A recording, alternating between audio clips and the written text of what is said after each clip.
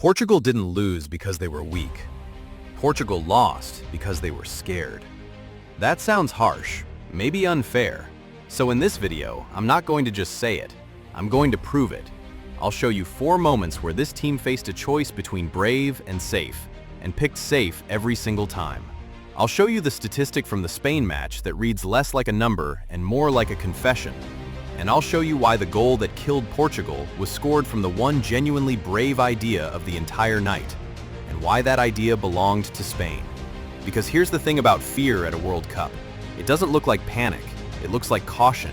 It looks reasonable, right up until the moment it sends you home. Exhibit 1, the group stage. Portugal opened against DR Congo, a World Cup debutant playing their first ever finals match. Portugal scored early through João Neves. All they had to do was step on the throat. Instead, they retreated into game management mode and conceded a header in first half stoppage time, 1-1, against a team playing its first World Cup game in history. Then came Uzbekistan, 5-0. Ronaldo scored twice, the attack looked alive, and for one night everyone believed the machine had started. But that match was a trap, because it's easy to look brave when the opponent can't hurt you. The real test came in the final group game against Colombia, with first place on the line. Win it, and Portugal topped the group. And to be fair, they tried, 24 shots. But look closer and the picture flips. The clear chances belonged to Colombia. Diogo Costa made 6 saves. Colombia even had a late winner ruled out by the tightest of offside calls. Portugal escaped with 0-0 and second place. And second place had a price tag. The group winner, Colombia, got Ghana in the next round. The runner-up got Croatia, and then Spain. Fear is never free. Portugal's caution bought them the hardest possible road. Exhibit 2, and this is the fear underneath all the others. Roberto Martínez never decided what kind of team Portugal were. Was this Ronaldo's team, or the team of Vitinha, João Neves, Bruno Fernandes, and Rafael Leão? He never chose. So Portugal became a compromise. The entire attacking structure was bent around feeding a 41-year-old striker, the oldest player ever to appear in a World Cup knockout match. And a 41-year-old up front means no real pressing, slower transitions, and a team that attacks at walking pace. Want proof it was a choice, not a necessity? Rafael Leão, one of the most dangerous wingers in Europe, didn't start a single match until Game 4. The moment he finally did, against Croatia, the attack immediately looked sharper. The solution was sitting on the bench for 3 matches. Martínez was simply afraid to pick it, because picking it meant telling a legend that the team comes first. Exhibit 3, Croatia, the round of 32. Croatia sat in a low block for a half, then took the lead through Perisic. Portugal needed VAR to win a penalty, and Ronaldo converted it. Remarkably, his first knockout stage goal in 6 World Cups. Then a substitute, Gonçalo Ramos, headed home a Leão cross in the 94th minute, 2-1. And even then, Croatia put the ball in Portugal's net deep in stoppage time, and were denied only because the chip inside the ball flagged an offside that the referee never saw. Portugal survived by millimeters and a microchip. And maybe you're thinking, so what? Ugly wins are still wins. Italy defended their way to a World Cup. Champions grind. Pragmatism is a legitimate strategy, and that's true. Pragmatism is a strategy when there's a plan behind it. A pragmatic team suffers, waits, and then strikes when the moment comes. So the only question that matters is, when Portugal's moment came against Spain, did they have a strike in them? Exhibit 4, the night everything was exposed. A knockout match. Ronaldo's final World Cup. He denounced it himself before kickoff. And here is what the numbers say. Expected goals. Spain 1.77. Portugal 0.6.